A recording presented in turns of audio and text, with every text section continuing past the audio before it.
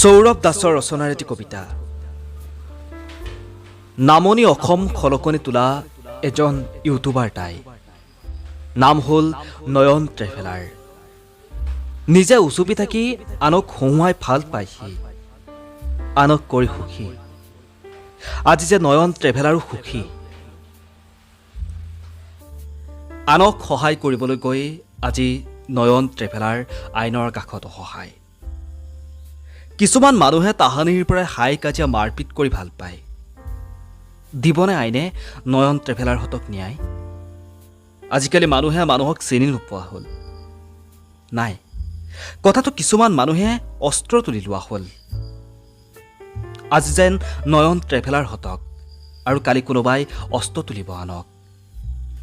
আজিকালি যেন মানুহে মানুহক চিনি নোপোৱা হ'ল। কোনোবাৰ ধন সম্পত্তি আহিলে সিহঁতৰ প্ৰতি হিংসা বৃদ্ধি হ'ল। ধন্যবাদ।